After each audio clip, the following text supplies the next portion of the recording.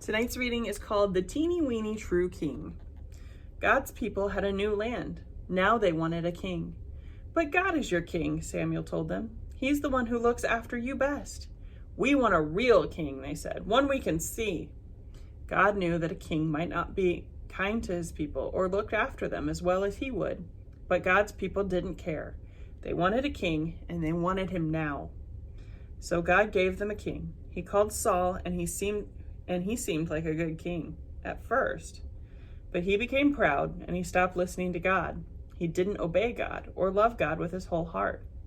Saul can't help me with my plan, God said. I need a king who loves me and will teach my people to love me.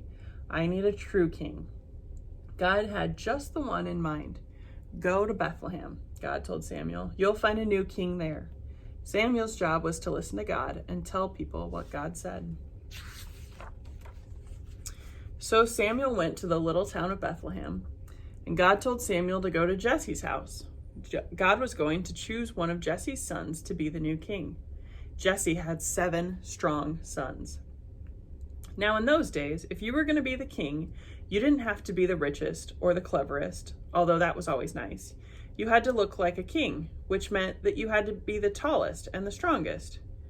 So you could carry the longest swords and the biggest armor and defeat everyone. And it didn't hurt to be handsome either. Samuel asked Jesse to bring him each son in turn. So Jesse brought the oldest, tallest, strongest son. This must be the new king, Samuel thought. He looks like a king. But God didn't choose him. You're thinking about what he looks on the outside, God told Samuel, but I'm looking at his heart, what he's like on the inside. So Jesse showed Samuel his next oldest, tallest, strongest son. But God didn't choose him either. In fact, God didn't choose any of the 7 sons. Samuel said, "Is that all?" Jesse laughed. "Well, there's the youngest one, but he's just the weakling of the family. He's only teeny." "Bring him," said Samuel. Jesse's youngest son came running up, and God spoke quietly to Samuel. "This is the one." His name was David. "He has a heart like mine," God said. "It's full of love. He will help me with my secret rescue plan, and one of his children's children will be the king. And that king will rule the world forever." Samuel anointed David's head with oil, which was a special way to show that you are God's chosen king. "You will be the new king one day," Samuel told him. And sure enough, when he grew up, David became king.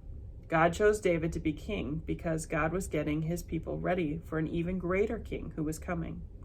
One day, God would say, "Go to Bethlehem. You'll find the new king there." And there, one starry night in Bethlehem, in the town of David, 3 wise men would find him. That's the end of tonight's reading. I will see you tomorrow. Bye.